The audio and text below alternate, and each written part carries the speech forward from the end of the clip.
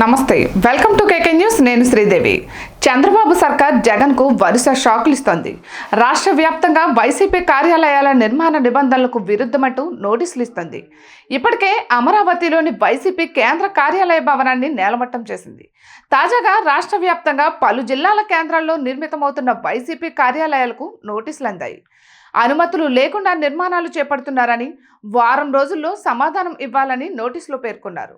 ఇక విశాఖ, అనకాపల్లితో పాటు రాజమండ్రి, నెల్లూరు, అనంతపురంలో కార్యాలయ నిర్మాణాలను ఆపేయాలని అధికారులు ఆదేశించారు.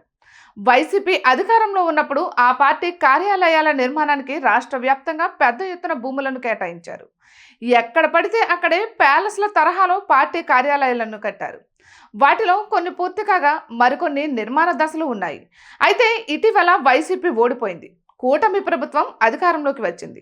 అయితే గత ప్రభుత్వ హయాంలో జరిగిన అవకతవకలు, అవినీతిపై ఉక్కుపాదం మోపే పనిలో ప్రస్తుత ప్రభుత్వం పడింది.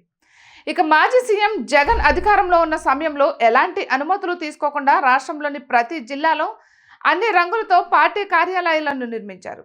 అయితే వైసీపీ ఎలాంటి అనుమతులు తీసుకోకుండానే పార్టీ కార్యాలయాలు నిర్మించినట్లు విచారణలో తేలింది. అందుకే వరుసగా నోటీసులు అందిస్తున్నారు. ఇప్పటికే అమరావతిలోని వైసీపీ కేంద్ర కార్యాలయ భవన నిర్మాణ పనులు ధ్వంసం చేశారు. వారం రోజుల కిందటే సిఆర్డీఏ అధికారులు వైసీపీ నేతలకు నోటీసులు అందించారు. వాటికి సమాధానం చెప్పకుండా న్యాయస్థానాన్ని ఆశ్రయించే పనిలో పడ్డారు వైసీపీ నేతలు. ఈ నేపథ్యంలో వేకువజాము సమయంలో యంత్రాలతో వెళ్లి ఆ నిర్మాణాలను తొలగించారు. దీనిపై మాజీ సీఎం జగన్ స్పందించారు. 5 ఏళ్ల పాలన ఎలా ఉంటుందో సంకేతాలు పంపించారని తప్పుపట్టారు. ఇప్పుడు రాష్ట్ర వ్యాప్తంగా కార్యాలయ భవనాలకు నోటీసులు అందజేయడంతో వైసీపీ శ్రేణుల్లో ఒక రకమైన ఆందోళన కనిపిస్తోంది.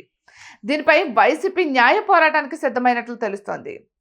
ఇక ఇటువంటి మరెన్నో వీడియోస్ కోసం కేకే న్యూస్ తెలుగు ఛానల్ని సబ్స్క్రైబ్ చేసుకోండి.